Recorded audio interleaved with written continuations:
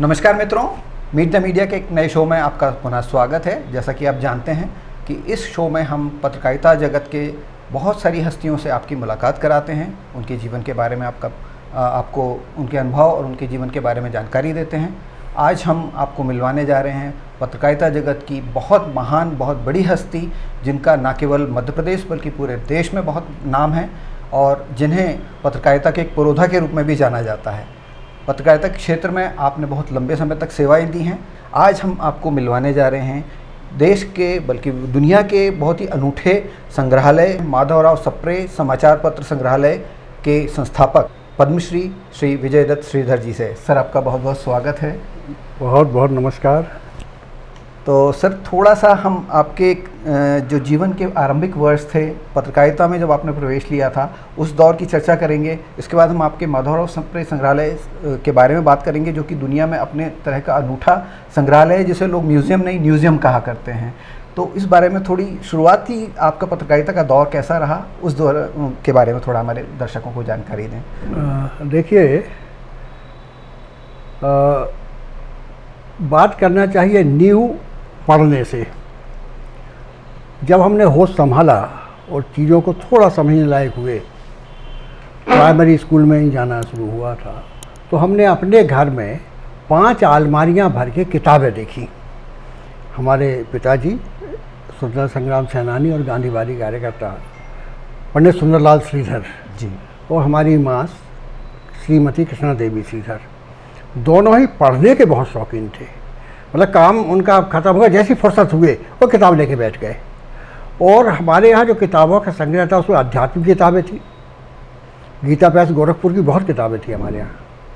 फिर हमारे यहाँ गांधी जी का साहित्य पूरा था, हमारे यहाँ विनोबा जी का साहित्य पूरा था। ये तो हिंदुस्तान की सबसे बड़ी विभूतियाँ हुई हैं पिछले कई शताब्दियों की। फिर हमारे बड़े मौसिया देवी दयाल चतुर्वेदी मस्त, वो सरस्वती के आखिरी संपादक थे। मतलब 1956 में फिर वो राज्य सरकारी सेवा में आ गए थे, मध्य प्रदेश सरकारी सेवा में। तो उनके यहाँ समीक्षा के लिए बहुत सारी किताबें आती थी। वो सरस्वती के संपादक थे, मंजरी के संपादक रहे, मनोरमा की संपादक हमारी मौसी थी हीरा देवी चतुर्वेदी। तो साल 2 साल 3 साल में या तो वो हमारे गांव आते थे बोहानी, या हमारी माताई जाती थी इलाहाबाद, तो पेटी भर के किताबें आती थी। तो हमारे यहाँ वो कविता, कहानी, उपन्यास, ये सब साहित्य बहुत होता था।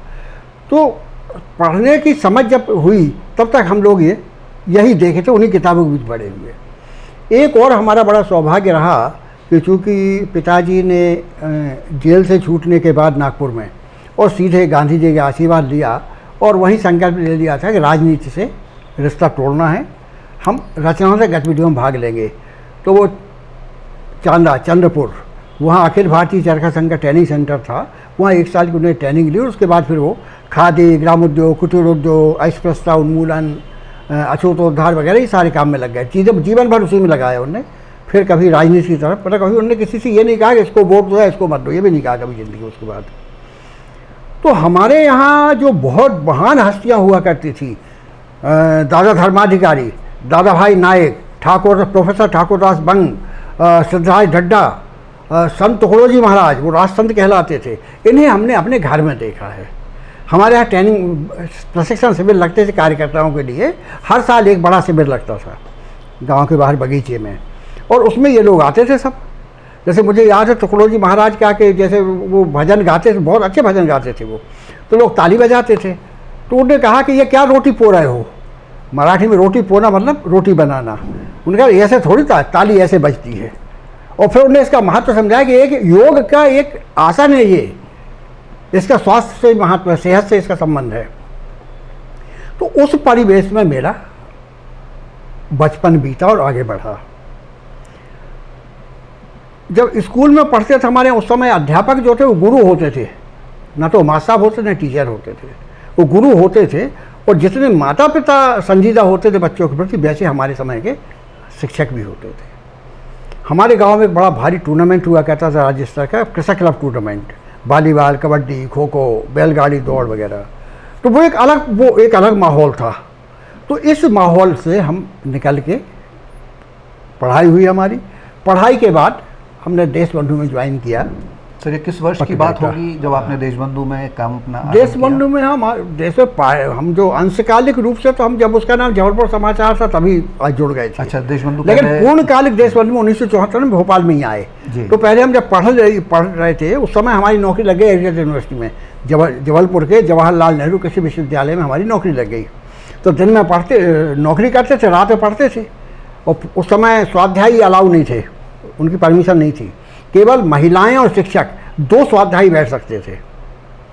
तो रात में हम नवीन विद्या भवन का रात्रिकालीन कॉलेज था, सायंकालीन कॉलेज, उसमें पढ़ते थे। पढ़ाई पूरी हुई तो फिर देशबंधु में बैठने लगे पार्ट टाइम।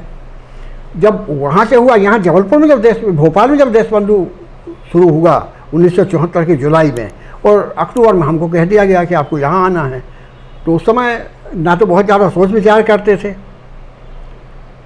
कि बहुत आगे तक का गणित लगाएं। मायाराम जी ने कहा, बाबूजी कहते थे हम लोग उनको, तो मायाराम जी ने कहा नौकरी छोड़ो, चलो आ जाओ यहाँ। तो ये भी नहीं पूछा कि हमारा यहाँ क्या हो गया, तो एक नौकरी पक्की है ये भी नहीं पूछा। उन्होंने कहा आ जाओ, तो आ गए। तो ऐसे हमारी पत्रकारिता शुरू हुई जी। पत्रकारिता में चूँकि हमारा लिखने पढ़ने का वो एक अलग था सिलसिला, तो वो श्रृंखला अखबार में फिर से चल पड़ी। और हम साहित्य को पत्रकारिता में और पत्रकार साहित्य में, लेकिन बहुत सहज भाव से। और उस दौर में देशबंधु में क्या हुआ, हरिशंकर परसाई, प्रोफेसर महेश दत्त मिश्र, ऐसे लोग आते थे वहाँ।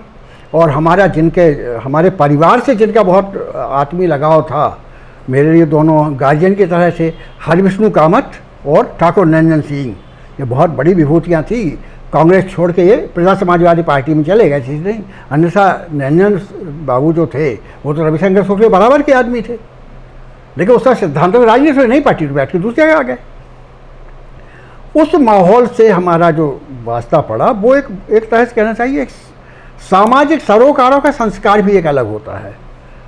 इसी बीच में क्या हुआ, फिर देशबंधु यहाँ बंद हुआ तो मैं नवभारत में चला गया।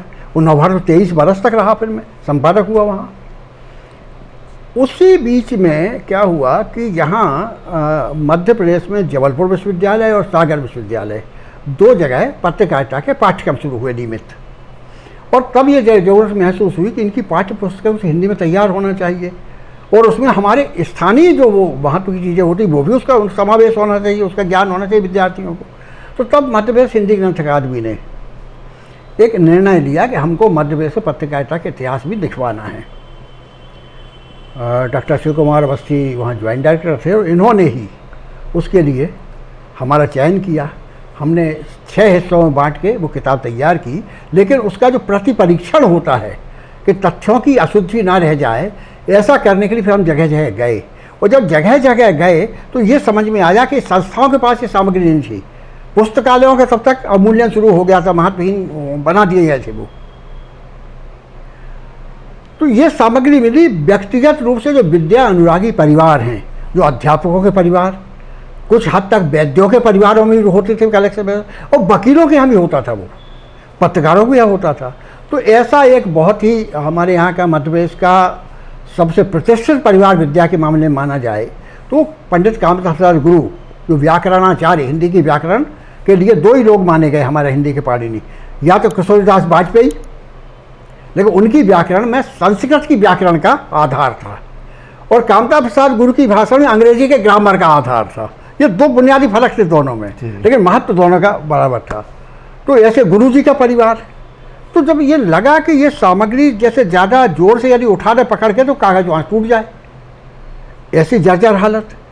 गुरु जी को भी इस बात की बहुत फिक्र थी कि उन्होंने तो 2 पीढ़ी का सामान संभाल के रख लिया, लेकिन आगे इसका क्या होगा।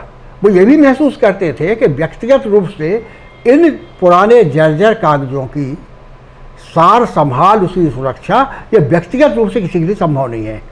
इसके लिए संस्थागत प्रयास होना चाहिए, लेकिन संस्थागत प्रयास संस्था ऐसी जो ना सरकार के अधीन हो, ना किसी विश्वविद्यालय अधीन हो,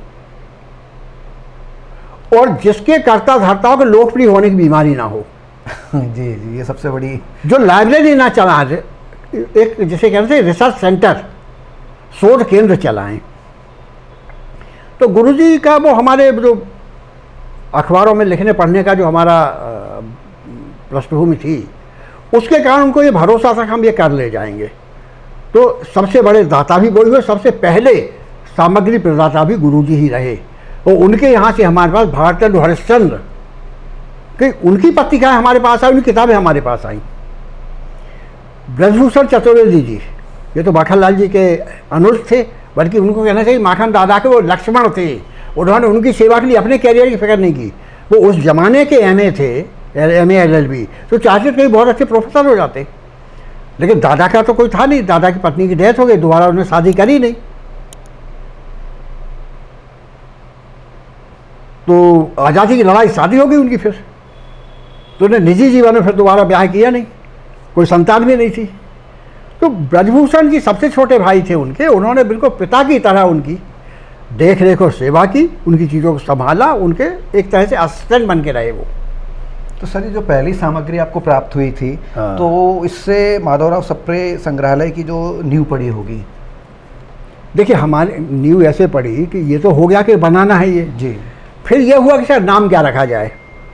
तो हमारे मध्य प्रदेश के जनसंपर्क विभाग में उस समय कहलाता था सूचना एवं प्रकाशन विभाग, बाद में जनसंपर्क हुआ।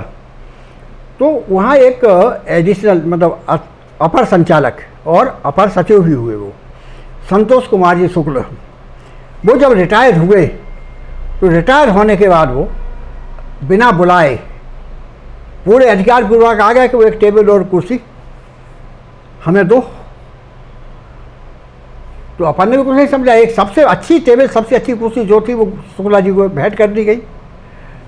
उनने अपना कोना तलाश लिया, कहाँ उनकी मेज भी लगेगी, और उन्हें काम शुरू कर दिया। देख रहे 10 साल वो सप्रे संग्रहालय से जुड़े रहे। जब बिल्कुल असक्त हो गया, आना जाना बिल्कुल बंद हो गया, तभी तो उनका सर, ये कब से शुरुआत हुई थी, थोड़ा हमारे दर्शकों को बताएं। 1984 में 19 जून को, 19 जून और ये माधवराव सप्रे का जन्मदिन है, वही सप्रे संग्रहालय का स्थापना दिवस है जी। माधवराव सप्रे का महत्व इस बात से समझ ले क्यों उनका नाम हुआ। ये नाम संतोष शुक्ला जी ने सुझाया कि उनके नाम पे होना चाहिए। और क्यों होना चाहिए? एक तो हिंदी की पहली मौलिक कहानी एक टोकरी भर मिट्टी माधवराव सप्रे ने लिखी। अर्थशास्त्र में हिंदी की शब्दावली नहीं थी अच्छी, तो अर्थशास्त्र को हिंदी की शब्दावली माधवराव सप्रे ने प्रदान की। जो हमारे यहाँ 1905 में एक हिंदी विज्ञान कोश बना, तो उसमें जो अर्थशास्त्र वाला खंड था वो माधवराव सप्रे के जुम्मे आया था। तो अर्थशास्त्र की शब्दावली और अर्थशास्त्र की चिंतन, इसकी शुरुआत करने वाले माधवराव सप्रे। छत्तीसगढ़ मित्र निकाला उन्होंने, छत्तीसगढ़ मित्र, छत्तीसगढ़ नाम वहाँ अलग अलग इलाके थे, छत्तीसगढ़ नाम ही उन्होंने दिया और छत्तीसगढ़ मित्र नाम का अखबार निकाला, एक मासिक पत्रिका थी ये। फिर वो 3 साल से आज चला नहीं पाए क्योंकि छत्तीसगढ़ और पिछड़ा इलाका था, कोई मतलब जैसे कहते हैं ना एक समर्थन, वित्तीय समर्थन जैसी चीज़ वो नहीं, वहाँ गुंजाइश नहीं थी। कोई वहाँ ऐसा वो भी जैसे सरस्वती को चला दिया बाबू चिंतामणि घोष ने, जो इंडियन प्रेस के मालिक थे, ऐसा कोई चिंतामणि घोष छत्तीसगढ़ में नहीं मिला, तो बंद करना पड़ा। फिर वो इससे जुड़ गए आपके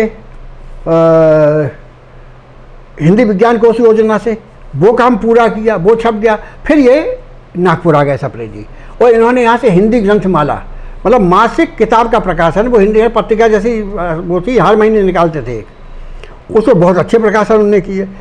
फिर उन्होंने हिंदी में, हमारे यहाँ जो आज़ादी की लड़ाई है वो एकांगी नहीं रही, सारे समाज का संपूर्ण परिदृश्य उसके नज़र में था। इसलिए भारत में नव जागरण आंदोलन चला।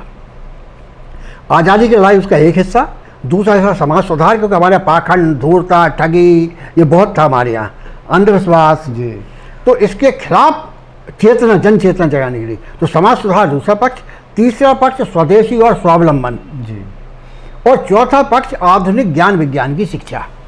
इन 4 मुद्दों को लेकर नवजागरण चला। तो इसका हिंदी क्षेत्र में इसका जो अग्रदूत बने, पुरोधा बने, वो थे माधवराव सप्रे। ये उनका योगदान। हिंदी में समालोचना शास्त्र का विकास माधवराव सप्रे ने किया। पहले पुस्तक परिचय की तरह लिखा जाता था, इन्होंने कहा कि नहीं, उसके गुण दोष सब परखना है हमें। और उस दौर में श्रीधर पाठक जैसे लोग, वो मिश्र बंधु जैसे लोग, ये इस बात की लालायित होते थे कि उनने जो किताब लिखी है, सप्रे महाराज उसको उस पर टिप्पणी लिख दिया तो हमारा रास्ता बन जाएगा। फिर इन्होंने अनुवाद करके हिंदी का भंडार भरा। छत्रपति शिवाजी महाराज गुरु समर्थ स्वामी रामदास, उनका एक महान ग्रंथ है, गीता पर ही है, दासबोध। उस दासबोध का हिंदी अनुवाद सप्रे जी ने किया। तिलक महाराज 6 साल रहे मांडले जेल में बर्मा के, वहाँ उन्होंने गीता रहस्य लिखा, कर्मयोग शास्त्र अथवा गीता रहस्य। इसका हिंदी अनुवाद महाराज सप्रे ने किया, और वो तो बड़े प्रकांड पंडित थे अपने तिलक महाराज। उन्होंने 3 लोगों के नाम तय हुए, तो उनमें से एक छांटा उन्होंने, क्योंकि उनका मानना यह था कि शब्दानुवाद न हो के भावानुवाद होना चाहिए, और हमारे किसी भी भाव में लेस मात्र भी फर्क नहीं आना चाहिए। बहुत कठोर थे इस मामले में वो। सप्रे जी का चयन हुआ, और सप्रे जी ने वो अनुवाद गीता रहस्य का किया। उसके 30 से ज़्यादा संस्करण अब तक प्रकाशित हो चुके हैं। ये किसी किताब की लोकप्रियता और समाज में उसकी स्वीकार्यता, उसका सबसे बड़ा पैमाना होता है। फिर इन्होंने एक महाभारत मीमांसा, एक जज थे हाईकोर्ट के चिंतामन विनायक वैद्य, उनकी एक महाभारत मीमांसा करके पूरी एक वो किताब थी, तो वो उसका अनुवाद फिर आखिरी जो उसका खंड था 8वां, उसका अनुवाद उन्होंने महाभारत मीमांसा के नाम से किया। तो अनुवाद करके उन्होंने हिंदी साहित्य का भंडार भरा। तो हिंदी क्षेत्र में नव जागरण के अग्रदूत और पुरोधा सप्रे जी थे। और इनका सबसे बड़ा गुण था कि जो हमारी युवा प्रतिभाएं हैं, उनमें से वो ये पहचान लेते थे किसको किस क्षेत्र में आगे बढ़ना चाहिए। माखनलाल चतुर्वेदी का उनका संबंध ऐसे बना कि उन्होंने तिलक महाराज का जो केसरी था उसके तर्ज पर एक हिंदी केसरी निकाला था, और उसी कारण उनको सजा हुई थी, जेल हुआ, और उनको सिर्फ जेल में बंद कर दिया गया कि, और वो किसी हिंदी संपादक को पहले आदमी थे जिनको राजद्रोह के आरोप में गिरफ्तार किया गया था। ऐसे पहले संपादक थे हिंदी में वो। तो उन्होंने उसमें एक प्रतियोगिता आयोजित की, निबंध प्रतियोगिता, स्वदेशी आंदोलन और बायकाट। इसमें जो निबंध बुलाए गए थे उसमें पहले स्थान पर माखनलाल चतुर्वेदी का निबंध आया। तो उन्होंने निबंध पढ़ के समझा कि यार ये बहुत होनहार नौजवान हैं। तो उन्होंने पत्र व्यवहार करके उनकी, जैसे कहते हैं ना हमारी अंग्रेजी में क्या कहते हैं, ब्रेन वॉशिंग, उन्होंने मानसिक चेतना का उन्होंने उनका सिलसिला चलाया। और अंततः जब उनकी पहली बार मुलाकात हुई तो सप्रे महाराज ने उनसे कहा कि माखनलाल, मुझे राष्ट्रीय कार्यों के निमित्त तुम्हारी बलि चाहिए। तो उन्होंने सरकारी जो अध्यापकी थी उससे इस्तीफा दिया, प्रभा पत्रिका के संपादक हुए जो खंडवा से निकली थी, और जिसके क्या नाम उनका, कालूराम गंगराडे, वो एक बहुत प्रतिष्ठित नाम है वहाँ का, खंडवा का। उन्होंने वो पत्रिका निकाली थी, माखनलाल जी उसके संपादक हुए। फिर जब 1920 में कर्मवीर आया तो उसके संपादक हुए, और आप देखिए कितना क्या यश मिला उन्हें, एक राष्ट्रीय विभूति बने माखनलाल जी, संपादक के रूप में, कवि के रूप में, और वक्ता तो इतने अच्छे थे वो कि गांधी जी ने एक बार टिप्पणी की थी कि हम लोग सब बातचीत करते हैं, भाषण देने की कला तो माखनलाल को आती है। और केवल माखनलाल जी की जन्मभूमि का सम्मान करने के लिए गांधी जी अस्वस्थ होते हुए बम्बई गए थे, अब उसका नाम माखननगर हो गया है। और उन्होंने कहा भी था ये कि यहाँ आने का मेरा और खुद, केवल मैं उस माटी को सम्मान देना चाहता था जिसने माखनलाल जैसा रत्न पैदा किया। तो आप देखिए चयन किसने किया, माधवराव सप्रे ने। द्वारका साहब में से BA कर दिया, आर्थिक किसी परिवार की बहुत नौकरी करना पड़ती कहीं ना कहीं। माधवराव सप्रे ने चिट्ठी लिख के तुषार कांति घोष के पास भेजा कलकत्ता। अमृत बाजार पत्रिका उस समय हिंदुस्तान का सर्वश्रेष्ठ अखबारों में से एक था। वहाँ 1 साल उनका प्रशिक्षण हुआ पत्रकारिता का, उसके बाद वो लौट के आए तो श्री शारदा का संपादक बनाया उन्हें। उसके बाद वो 1930 में लोकमत के संपादक हुए जबलपुर में। उसके बाद वो सारथी के संपादक हुए। द्वारका प्रसाद मिश्र बनाने वाले माधवराव सप्रे। सेठ गोविंददास जी को उन्होंने प्रेरित किया कि इतना धन है तुम्हारे पास कि तुम्हारे परिवार में कोई कुछ ना करे, 7 पीढ़ियों तक कुछ नहीं होना है, खर्चा ही नहीं होना है, इसका सदुपयोग कर, तुम्हारी हिंदी में रुचि है, इस लगन को एक अनुष्ठान के रूप में बदलो। तो सेठ गोविंददास जी की अनन्य हिंदी सेवी के रूप प्रतिष्ठित हुए। ऐसे बहुत सारी प्रतिभाओं को उन्होंने बनाया। तो सर इसके बाद हम संग्रहालय पर आ जाते हैं कि जब आपने संग्रहालय स्थापित किया उस समय किस तरह की चुनौतियां आपके सामने आईं और किस तरह से उन चुनौतियों से आपने पार पाया? पहली चुनौती तो ये होती है कि हम नवभारत में थे, बाद में संपादक भी हुए। प्रभाव तो इतना था, हम किसी से भी कहते यार 10,000 20,000 दे दो तो आदमी 1 मिनट में दे देता। लेकिन जिसके घर में ये संपदा रखी है उसके घर से निकलवाना बहुत मुश्किल होता है, चाहे पत्रिका हो, चाहे किताब हो, चाहे अखबार हो, क्योंकि उसकी उसकी जो अंदरूनी रुचि होती है, इस कारण वो संभाल के रखते हैं कि वो उनका महत्व समझते हैं। तो ये लोग तभी देते जब आप पर भरोसा हो जाए कि आप इसका दुरुपयोग नहीं होगा, ये नष्ट नहीं होगी। जैसे रामेश्वर गुरु कहते थे कि हमारे घर में ये सामग्री रखी है तो ये हमारी संपत्ति नहीं है, तुम्हारे हाथ में दे देंगे, तुम्हारी संपत्ति नहीं हो जाएगी, ये अमानत है उन पीढ़ियों की जिन्हें अभी पैदा होना है, उन पीढ़ियों तक ये सुरक्षित पहुंचना चाहिए। तो एक आध साल तो सिलसिला चला। भोपाल में भी ज़्यादा लोग इसी तरफ आकर्षित नहीं हुए थे, लोगों को भरोसा नहीं था क्या कबाड़ी जैसा काम कर रहे हैं ये। एक आध साल तो हंसी उड़ाई लोगों ने, लेकिन 3 साल के अंदर ये हुआ कि हम लोगों ने कमला पार्क में कमलापति महल है, उसके इस कोने पे आएंगे आप, वहाँ से दक्षिण की तरफ तो पुराने बुर्ज था, एक 600 वर्ग फीट की जगह थी, उसमें शुरू किया था। 3 साल में इतना सामान हो गया था कि फिर गए सरकार के पास भी कहाँ रखें, तो फिर एक आचार्य नरेंद्र लाइब्रेरी के ऊपर इन्होंने एक मंजिल बनाई 3000 वर्ग फुट की, और वो सप्रे संग्रहालय के लिए बनाई गई थी। नगर निगम ने बनाई और पैसा उसका राज्य सरकार ने दिया। उसका उद्घाटन किया था उन्होंने डॉक्टर शंकर दयाल शर्मा, उपराष्ट्रपति बनने के बाद पहली बार जब आए थे यहाँ, तो वहाँ हो गए। 10 साल जब पूरे हो रहे थे तो वहाँ भी इतना सामान जमा हो गया कि पैदल चल के निकल के अपनी कुर्सियों से जाना मुश्किल होता था। लेकिन अच्छे लोग भी जुड़े हमारे साथ, जैसे नामगढ़ में हमारे संतोष शुक्ला जी, जो बाद में यहाँ 10 साल हमारे साथ उन्होंने काम ही किया। एक सुरेश शर्मा, आप जानते हैं सुरेश सर, नवभारत में जो खेल संवाददाता हुआ करते थे, हम लोग बड़े भैया कहते उनको। भोपाल भर में जहाँ देखो वहाँ वो घूमे सवेरे से, वो पता लगाएं कि कहाँ है सामान, और फिर लोगों को जैसे कहते हैं ना सहमत करना। और एक बहुत अद्भुत व्यक्ति हमारे साथ जुड़े थे, शौकत रमूजी, जो मुल्ला रमूजी भोपाल के। मुल्ला रमूजी अपनी गुलाबी उर्दू के लिए मशहूर थे, और 1930, 31, 32 वो ऐसे आदमी थे जिन्हें लोग एडवांस पैसा भेजते थे, हमें लिख के भेज दो। उनके बेटे शौकत रमूजी, तो वो और सुरेश बाबू दोनों की बन गई। अब कार्यालय व्यवस्था को हमारी व्यवस्था तो संग्रहालय से हो नहीं सकती थी, तो हम अपने परिवार चालक हम नौकरी करते थे नवभारत में, और यहाँ देख रेख कैसे कर अतिरिक्त समय देते थे। तो ब्रिटिश लाइब्रेरी से एक दादा रामचंद्र विनायक हर्डीकर, वो वहाँ से सेवानिवृत्त हुए और वो हमारे यहाँ आ गए। वो समय की पाबंदी उन्होंने सिखाई। यदि उन्होंने ताले में चाबी लगा दी तो आप बिना कहीं देखे घड़ी मिला लो कब 10 बज गए हैं, ना 1 मिनट कम ना 1 मिनट ज़्यादा। और उन्होंने एक सिस्टम, लेकिन हमारे यहाँ काम करने का जो सिस्टम लोगों की ट्रेनिंग दी वो संतोष शुक्ला जी ने दी। एक व्यवस्थित काम संस्था कैसे चलना चाहिए, वो ट्रेनिंग देने का श्रेय शुक्ला जी को है। ये इकट्ठे हुआ, और 10 वर्ष में सप्रे संग्रहालय में इतनी सामग्री आ गई थी कि यहाँ लोग रिसर्च स्कॉलर आने लगे थे। वो तो शुरू में ही शुरू हो गए थे, लेकिन संख्या बढ़ती गई होगी उनकी। हाँ, सामग्री जैसे जैसे बढ़ती गई वैसे वैसे लोगों की आमद बढ़ती गई। फिर सारे विश्वविद्यालयों को तक हम लोगों ने सूचना ये पहुँचाई कि सप्रे संग्रहालय में ऐसी सामग्री इकट्ठी हुई है, और आपके यहाँ के जो रिसर्च स्कॉलर हैं, जो शोध छात्र हैं, PhD कर रहे हो, डीलिट कर रहे हो, आप उन्हें यहाँ भेज सकते हैं। लेकिन ये पहले बता दिया उनको कि हमारे यहाँ कोई चीज़ इशू नहीं होती है, यहीं बैठ के काम करना पड़ेगा। सबसे बड़ा फ़ायदा उससे हुआ लड़कियों को। लड़कियों के साथ मुसीबत क्या कि वो यदि कहीं जा रही हैं तो या तो उनके पिताजी साथ में जाएँ, या काका साथ में जाएँ, या भाई साथ में जाए, या पति साथ में जाए, शादीशुदा हैं तो वो अकेले जा नहीं सकती।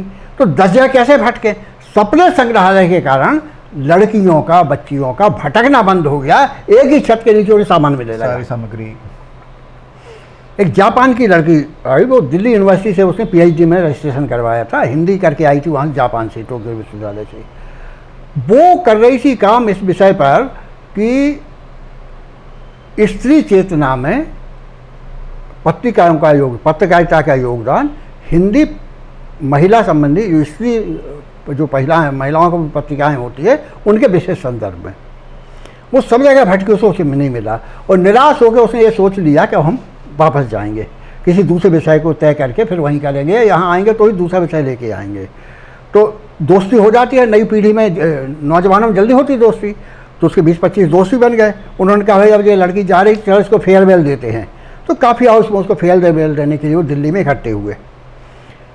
पत्रिकाएँ पढ़ी रहती काफ़ी हाउस, तो लोग मैं ऐसा नहीं होता कि नाश्ता करने का निकल गए, वहाँ तो बैठ के जमघट लगता है और बैठ कर चलती है, अड्डाबाजी चलती है। कॉफ़ी हाउस काफ़ी फेमस है इस अड्डेबाजी के लिए फेमस। हिंदुस्तान की राजनीति में हमारे काफ़ी हाउसों का बड़ा योगदान है। लोहिया जी तो स्वयं बड़े मशहूर अड्डेबाज थे वहाँ के। तो वो इंडिया टुडे पढ़ी थी जी, तो बैठे लड़की के साथ जो बैठे पन्ने पलट रही थी, तो उसने बीच में देखा एक 2 पेज में सेंटर स्प्रेड में अंग्रेजी का इंडिया टुडे, उसमें फीचर था सपने संग्रहालय पर। उसे अखबार के 1-2 फोटो भी छपे थे, एक बॉक्स बनाते थे बीच में सजावट और हाईलाइट्स के लिए। उसमें उसे 30 नंबर पे गृहलक्ष्मी नाम की पत्रिका का नाम लिखा हुआ था वहाँ। तो उसे पूरा पढ़ा, तो फिर उसने कहा भाई देखो अब फेयरवेल नहीं हो रही है, अब तो इसका बिल भी हम ही पे करेंगे, तुम लोगों को नहीं देना है, और हम जापान नहीं जा रहे हैं, हम भोपाल जा रहे हैं। और उसकी PhD पूरी हो गई। तो गृहलक्ष्मी हमारे यहाँ 1909 की पत्रिका है, इलाहाबाद से निकलती थी, प्रयागराज से, तो वो उसको चाहिए थी। तो यहाँ इतनी पत्रिकाएँ उसको मिल गई कि उसने सारे नोट्स लिए करके PhD पूरी हो गई। ऐसे जब विद्यार्थी से अभी न्यूयॉर्क से कुछ ज़रूरत थी किसी को, तो न्यूयॉर्क से आए लोग, तो विदेशों से भी आ रहे लोग, पाकिस्तान और बांग्लादेश के, क्योंकि 1947 से पहले तो भारत ये पूरा था। तो इस तरह सप्रे संग्रहालय ने समाज में अपनी सार्थक उपस्थिति दर्ज कराई। तो सर ये नवीन परिसर में आप कब आई? ये जो परिसर 1996 में। हाँ, उस समय जब उन्होंने मांगा कि बड़ा बंगला दे दो कोई पुराना, तो दिग्विजय सिंह जी मुख्यमंत्री थे जी, उन्होंने कहा बंगले से काम नहीं चलेगा, आप तो जगह ही ले लो और बना डालो। तो अब अपना स्वयं का, तो ये बना, उसमें भारत सरकार के संस्कृति विभाग ने मदद की। 2 किस्तों में बना ये, एक किस्त में बहुत छोटा था, ये नीचे का था, लेकिन फर्श भी नहीं था, फ्लोर नहीं था, पैसा ही नहीं बचा था। जब घरों में गोबर की लिपाई कर रहे थे, ऐसे सीमेंट की लिपाई हो गई थी। फिर जब दोबारा हुआ तब इसका वो ही करवाया उन्नयन, और ऊपर पूरी स्टोरी करवाई, तब भी भारत सरकार ने मदद की। और जब स्थापना तो अर्जुन सिंह जी ने उद्घाटन किया था। वो तो यदि एक टर्म और अर्जुन सिंह जी रह जाते तो कुछ दूसरा ही स्वरूप होता। तो सर इसमें अगर हम वर्तमान स्थिति की बात करें तो किस तरह का संग्रह इसमें मौजूद है, और किस किस तरह की पत्रिकाएं, पुस्तिकाएं, ये सारी देखिए, हिंदुस्तान की कई भाषाओं का, हिंदी, उर्दू, अंग्रेजी, संस्कृत, मराठी, गुजराती, ये तो, और सिंधी जी, ये तो प्रमुख रूप से, लेकिन बांग्ला या दक्षिण भारतीय भाषाएं हैं हमारे, मलयालम या तमिल, तेलुगु, कन्नड़ा, असमिया, इनकी कुछ ना कुछ तो सभी का सामग्री है। 1,66,222 पुस्तकें हैं, और ये पुस्तकें मतलब पत्रकारिता की अलग है इससे जी। ये वो पुस्तकें हैं जिसमें हिंदी साहित्य, अंग्रेजी साहित्य, उर्दू साहित्य, गुजराती साहित्य, मराठी साहित्य, संस्कृत साहित्य, इनमें PhD हो सकती है, डीलिट हो सकती हैं। हमारे विज्ञान की बहुत सारी किताबें हैं, अंग्रेजी साहित्य की बहुत सारी किताबें हैं। फिर यहाँ करीब 1,000 से ज़्यादा डिक्शनरी होंगी तरह तरह की, विश्वकोश तरह तरह के हैं, डिक्शनरी अनेक भाषाओं की डिक्शनरी, एनसाइक्लोपीडिया, गजेटियर वो आज़ादी के पहले 1910 के आसपास जब शुरू हुए छपना, उस समय के गजेटियर, और ये सारी वो चीज़ें हैं। फिर स्वतंत्रता संग्राम और हमारे भारत के स्वतंत्रता संग्राम और नवजागरण आंदोलन के महानायक, इन सबके बारे में बहुत सारी सामग्री हमारे यहाँ है। तो यदि स्वतंत्रता संग्राम में और उस समय के हमारे जो महानायक थे उनके बारे में रिसर्च करना है तो सप्रे संग्रहालय भोपाल उसका एक बड़ा वो है। अभी जब आप लोग यहाँ आए थे तो आपने वहाँ जो हमारे यहाँ अध्ययन की मेज़ हैं, उन मेज़ों पर आपने बहुत सारे अखबार फैले हुए देखे। ये अभी विजय नायर जी के यहाँ से आया कोलकाता से। अब उसमें जैसे 1 अगस्त से लेके 15 अगस्त तक के स्टेट्समैन के अंक मिलेंगे आपको। तो भारत की आज़ादी 15 अगस्त को हुई, तो 1 अगस्त से 15 अगस्त तक गतिविधियाँ क्या चल रही थी, ये यदि वृत्तांत जानना है तो कहाँ जाओगे आप। एक बात और, हम भारत की आज़ादी पर या महात्मा गांधी पर या ऐसे और भी विषय हो सकते हैं, इनमें आपको सैकड़ों किताबें, हजारों सैकड़ों किताबें लिख दी गई। उनकी भाषा प्रांजल है, उनकी लिखने की शैली बहुत अच्छी है, लेकिन उसमें वो जो एक रोमांच होता है, घटना की तात्कालिकता का जो रोमांच होता है, जिसका पहली प्रतिक्रिया, तो जैसे महात्मा गांधी की हत्या हुई तो एक अखबार लिखता है शीर्षक, और वो लिखता है माँ की छाती पर घोर वज्राघात।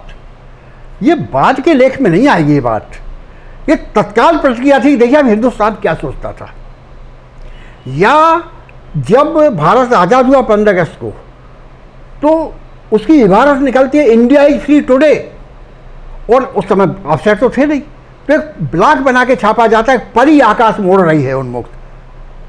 परियों की तो कहानी सुनते हैं सब, वो आकाश में ऐसे आती है अंतरिक्ष से, तो उससे ज़्यादा स्वतंत्रता की, उन्मुक्तता की बात नहीं हो सकती है। तो लेकिन उस जब इबारत के सामने खड़े होंगे, ढाका में जनरल नियाजी ने घुटने टेके, मैन लैंड्स ऑन मून, ये जो रोमांच है, मतलब जैसे कहते हैं इतिहास के रूबरू खड़े होने का रोमांच, ये यदि आपको महसूस करना है, उस दिन के अखबार की इबारत के सामने आपको जाना पड़ेगा। वो एक विशेषता यहाँ। फिर यहाँ कुछ और विशेषताएं हैं। यहाँ अभी एक और उपलब्धि बढ़ी, आगरा में एक लाइब्रेरी थी, चिरंजीव पुस्तकालय, उनके यहाँ से 25,000 किताबें और सब पत्रिकाओं की फाइल है। ये सप्रे संग्रहालय, ये 1916 में बनी थी और 2015 में सप्रे 100 साल पूरे होने पर सप्रे संग्रह बन गया। ये सप्रे संग्रह का भरोसा, तो पटना से आचार्य श्री रंजन सूर्यदेव, कोलकाता से डॉक्टर कृष्ण बिहारी मिश्र, बंगलुरु से नारायण दत्त जी, दिल्ली से वीरेंद्र त्रिपाठी, जगदीश प्रसाद चतुर्वेदी, चित्रा मुदगल, डॉक्टर प्रभाकर सोती, इन्हें जब अपना सामान देना होता है कि अब ये कहाँ जाएगा, ये जो बौद्धिक धरोहर है, तो सबको एक नाम याद आता है कि सप्रे संग्रहालय भोपाल। ये हमारी सबसे बड़ी पूंजी है जी। और ये पूंजी एक कहना चाहिए सप्रे संग्रहालय है, ये व्यक्तिगत निर्माण के बजाय हमको ये मानना चाहिए भारत के 1000 से अधिक परिवारों का ये सामूहिक अनुष्ठान है जो आज इस रूप में सामने है। फिर यहाँ हमारे डाक टिकटों का बहुत बड़ा संग्रह है। यहाँ हमारे कलम बहुत सारे संग्रहित हैं, लेकिन असली मजा उसमें तब आता है जब आज 100 साल पहले जो कांसे की दावात चला करती थी, उनका भी कलेक्शन है। फिर यहाँ भोपाल में जैसे कहा जाता है बर्रू काट भोपाली, बर्रू एक घास होती है, सरकंडा भी कहते हैं उसको। तो वो घास, जिन्होंने घास काट के एक मैदान साफ किया और बस अपने बसे यहाँ, वो बर्रू काट भोपाल, वो कहते हैं हम है मूल भोपाली। वो बर्रू के कलम बनते थे पहले, जैसे हम सीस पेंसिल को साफ करते हैं, वैसे बर्रू के वो नोक बनाई जाती थी और दावात में स्याही भर के उसको डुबो के लिखी जाती थी। वो बर्रू के यहाँ कलेक्शन आपको तो और ढेर मिल जाएगा। यहाँ इस तरह की चीज़ें भी बहुत हैं जो कि इतिहास का एक साक्ष्य है। एक यहाँ भारतीय संविधान के पहले प्रिंट, उसकी एक पोथी मिल जाएगी आपको। वो पोथी उनके लिए छपी थी जो संविधान सभा के सदस्य थे। अब जैसे आपको यहाँ ये तस्वीर, ये भारत की संविधान सभा के सदस्यों का समूह चित्र है, यह दस्तावेज है, क्योंकि भारत की संविधान सभा में भारत के कोने कोने के सर्वश्रेष्ठ मेधा, उनका यह समूह था जिन्होंने भारत के संविधान की रचना की जी। और इनके नीचे नाम भी लिखे हैं। अब इसका ये फोटो नहीं रह गया है, एक दस्तावेज बन गया है। संविधान के प्रति हरिविष्णु कामत जी की है, वो एक दस्तावेज बन गया है। भारतीय जो हरिश्चंद्र की किताबें और पत्रिकाएँ यहाँ रखी हुई हैं। आपका तपस्वी सुंदरलाल का 1928 में जो पहला वो छपा था, भारत में अंग्रेजी राज, 2 खंडों में, 3 खंडों में, वो जब्त हो गई थी। लेकिन कुछ प्रतियां जो जब्त होने के पहले निकल गई थी वहाँ से, उनमें से एक सेट हमारे पास भी रखा हुआ है। यहाँ 10,000 से ज़्यादा चिट्ठियाँ हैं बहुत मनीषी लोगों की, वो चाहे साहित्य के लोग हों, पत्रकारिता के लोग हों, विद्या के लोग हों। ये राव शंकराचार्य, महापंडित राव शंकराचार्य के पत्र हमारे पास हैं। ये पत्र भी रिसर्च के लिए बुनियादी संदर्भ सामग्री काम करते हैं। जैसे यहाँ एक हमारे पास टेलीग्राम है, वो टेलीग्राम गाडरवाड़ा से बालकृष्ण गुप्ता ने किया था जगदीश प्रसाद दिल्ली में। 14 जनवरी 1949 को बोरास में मकर संक्रांति का मेला था, वहाँ विलीनीकरण के पक्ष में सभा हो रही थी। नवाब की पुलिस ने गोली चलाई, 4 नौजवान मारे गए, कुछ घायल हुए। बालकृष्ण गुप्ता उसका उस समय मौके पर वहाँ मौजूद थे बोरास में, ये उदयपुरा से दक्षिण में जाते हैं। तो उन्होंने तैर के नर्मदा पार करी, इस तरह बोरास और झिकोनी, तो तैर के नर्मदा पार करी। तो बोरास तक तो भोपाल नवाब की रियासत थी, लेकिन जैसे ही नर्मदा पार करी तो वो स्वतंत्र भारत था। तो वहाँ से फिर वो पैदल गए गाड़ावाड़ा तक 25 किलोमीटर, और गाड़ावाड़ा के तार घर से उन्होंने जगदीश प्रसाद चौधरी को तार किया कि ऐसा ऐसा हो गया है और बहुत तनाव है, और पुलिस हमको ना तो लाश दे रही सौंप रही, वो सब जो शव होते वो नहीं सौंप रहे हैं, और आतंक को दमन चल रहा है। वो दरअसल वो जो तार था, वो तार इसलिए था कि जगदीश प्रसाद चतुर्वेदी जी, चूँकि वो उनके भरोसे के थे सरदार पटेल के, जो प्रधानमंत्री और गृह मंत्री थे, उन्होंने उनके पास खबर पहुंचा दी। उसके बाद ही सरदार पटेल ने फिर कह दिया था कि अब नवाब को अब कुचलना पड़ेगा, यदि सीधे से नहीं मानता ये तो उसे कुचलना पड़ेगा, भारत संघ में उसका विलय करें। तो जिस कहते हैं नवाब की चालाकियाँ और जो साजिशें थी, उनके एक ताबूत में आखिरी कील का काम उस टेलीग्राम ने किया था, वो टेलीग्राम में रखा हुआ है। उसका तो बहुत ज़बरदस्त ऐतिहासिक महत्व हो गया सर। यहाँ हम लोग हिंदुस्तान भर के विश्वविद्यालयों के छात्र आते हैं पत्रकारिता वाले, तो यहाँ हम लोगों ने 2 शोकेस लगा रखे हैं, जिनमें एक में हिंदी के समाचार, प्रमुख समाचार पत्र पत्रिकाओं के फोटो हैं कवर के, दूसरे में अंग्रेजी, उर्दू, फारसी, गुजराती, ऐसे अन्य भारतीय भाषाओं के और अंग्रेजी के हैं। तो कोशिश हम लोगों की ये रहती है कि विद्यार्थी आएँ तो हम उन्हें अपनी विरासत बताएं, और जो चित्र लगाए हमारे चारों तरफ, वो उन महान संपादकों के हैं जिन्होंने भारत में पत्रकारिता के इतिहास की रचना की, युग निर्माता संपादकों के। तो हम अपनी विरासत से जुड़ें, अपनी परंपरा से जुड़ें, अपने देश से जुड़ें। तो सर ऐसा है कि जो इतना बड़ा संकलन है, इतनी सारी चीज़ें हैं जिनकी को हम धरोहर कह सकते हैं इतिहास की, जिनका कि बहुत बड़ा महत्व भी है, तो इसका संरक्षण किस तरह से आप कर रहे हैं और इसको आगे की पीढ़ी तक सुरक्षित पहुंचाना कैसे मुमकिन होगा? देखिए, एक तो जो हमारे यहाँ कागज़ है, कागज़ की अपनी स्वाभाविक उम्र होती है, उसको जितने दिन चल जाए, 100 साल, 200 साल, 300 साल, 400 साल, पुरानी पोथियाँ भी बहुत सारी होती, 4-4, 5-5। हमारे यहाँ जो पांडुलिपियाँ हैं, ये 1500, एक पांडुलिपि 1512 की है, मतलब समझ लीजिए आज 500 साल से ज़्यादा। तो इनके संरक्षण के अपने कुछ उपाय तो हैं। एक उपाय तो ये है कि भाई केमिकल, हमारे यहाँ जो एक कीटनाशक और दीमक ना आ जाए, इसके प्रयोग हर दूसरे महीने करते हैं वो, एक तो वो प्रक्रिया है। दूसरी प्रक्रिया है उनकी साफ़ सफाई को, धूल और नमी दो से बचाओ। तो हमारे सफाई क्या कि नियमित 2 लोग लगे, वो इसी काम में लगे, वो जब खादी हो तो वही सफाई में करने में लग जाओ कागजों की।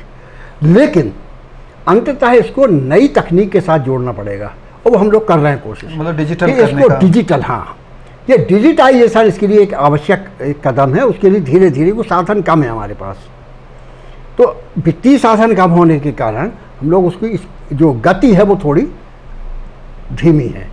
लेकिन उसका एक और उपाय कारण भी है कि बहुत तेज़ कर लेंगे, ज़्यादा परिमाणी चक्कर में पड़ जाएंगे तो उसकी हो सकता है हमारे उसकी जो गुणवत्ता है वो प्रभावित हो जाए। तो धीरे धीरे कर रहे हैं, करीब 7 लाख पृष्ठों का तो हमारे हो चुका है डिजिटाइजेशन। तो वो कर रहा है, उससे क्या होगा कि हम कागज़ रखे हैं अलमारी के भीतर, आप देख लो कि ये प्रमाण है, और पढ़ना है तो कंप्यूटर पढ़ लीजिए, एक तो वो तरीका है। दूसरा, हमारे कार्यक्रमों में हम जो सामान्यतः हमारे आमंत्रित वो होते हैं हमारे मित्र लोग, वो साथी सहयोगी वो तो आते ही हैं, लेकिन विश्वविद्यालयों के छात्रों को भी हम लोग जोड़ते हैं। माखनलाल यूनिवर्सिटी में पत्रकारिता कोर्स है, यहाँ है पीपल्स मीडिया स्टडीज़ का एक इंस्टीट्यूट है, LNCT में है, जागरण लैक सिटी में है, ऐसी उनके कहते हैं बच्चों को भेजो। और हमारे यहाँ के बच्चों के लिए डिजाइन करते हुए हम लोग कुछ कार्यक्रम करते हैं। उनसे ये कहते हैं कि हम आपको वो नहीं बता रहे, आपको कक्षा में बताया जाता है, वो तो कर लीजिए, व्यवहार में क्या ज्ञान जरूरी है वो जरा अपन उससे बात करें। तो ये भी एक चलता रहता है, चला हुआ है। तो कोशिश करते हैं ऐसे धीरे धीरे कुछ कुछ करने की। जी सर, एक अंतिम प्रश्न जानना चाहूँगा कि जो आज की युवा पीढ़ी है, उसको आप जर्नलिज्म को अगर ख़ास तौर से हम ध्यान में रख करके देखें तो किस दिशा में जाते हुए देखते हैं, क्या उनका भविष्य दिखाई दे रहा है? देखिए, भविष्य तो हमेशा उज्ज्वल ही होता है। इसमें भी चाहे पत्रकारिता हो, कोई भी कार्य का क्षेत्र हो, ना तो सब लोग अच्छे होते हैं ना सब लोग बुरे होते हैं। पत्रकारिता में ये है कि हमने मान लीजिए विश्वविद्यालय में उन्हें एक डिग्री दे दी, उन्हें पढ़ा लिखा दिया, इसका मतलब ये नहीं पत्रकार बन गए वो।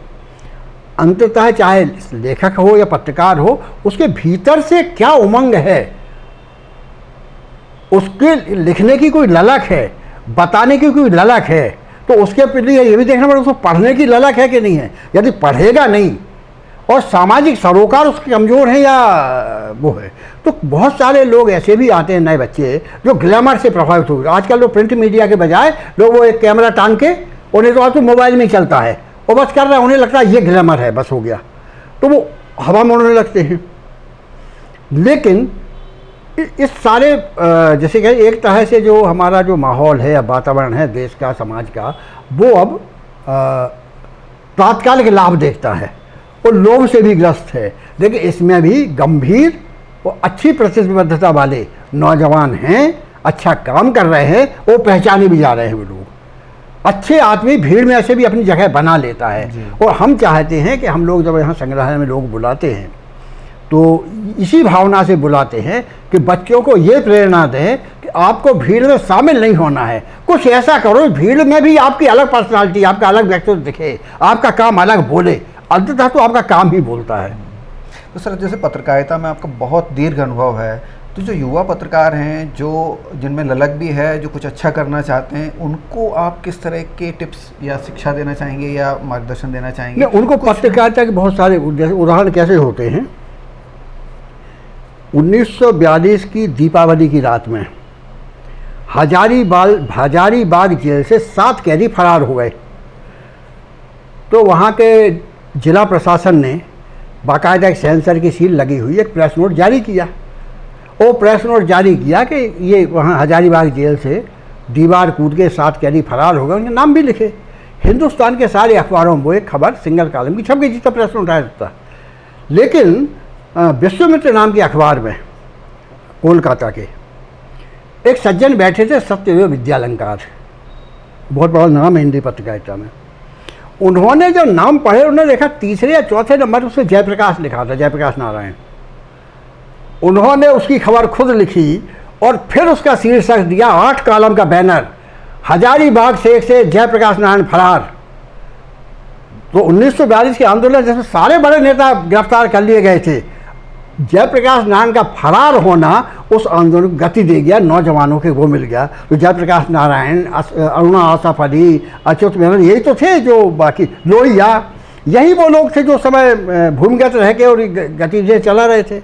लेकिन जयप्रकाश नारायण का फरार होना एक बहुत बड़ी घटना है, ये समझ में आया सत्यदेव विद्यालंकार की।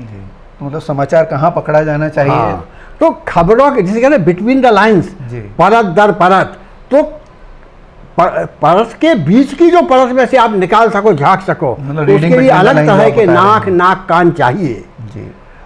वो पत्रकारों को सिखाने की जरूरत होती है कि आप उसको सूंघ लें खबर को, आप देख लें खबर को, आप सुन लें उसकी आहट, और आपकी ये समझ विकसित होगी। ऐसे हजारों में कोई एक होते, 2 होते, 10 होंगे, लेकिन वो 10 होंगे तो भी वो हमारा भरोसा पत्रकारिता पर बनाए रखेंगे जी। मतलब आँख नाक कान खुले रखें और पढ़ें, खूब पढ़ें उसको। अध्ययनशीलता बहुत जरूरी है। क्योंकि अभी मैंने राजीव जी का भी इंटरव्यू किया था, तो उन्होंने ये कहा था कि जब तक आप कमाएंगे नहीं तो खर्च क्या करेंगे। कमाने से आशय था उनका, पढ़ने से था। तो वही चीज़ आप भी बता रहे हैं कि जब तक आप अपने ज्ञान को नहीं बढ़ाएंगे, साहित्य को नहीं पढ़ेंगे, भाषा पर आपकी पकड़ नहीं होगी, तो आप अपनी बातों को शायद अच्छे से नहीं कर पाएंगे, ना व्यक्त कर पाएंगे। तो सर, आज के इंटरव्यू के लिए बहुत बहुत धन्यवाद। चलिए, बहुत बहुत धन्यवाद। और हमारा सौभाग्य है कि आपका हम इंटरव्यू कर पा रहे हैं। बहुत बहुत धन्यवाद सर।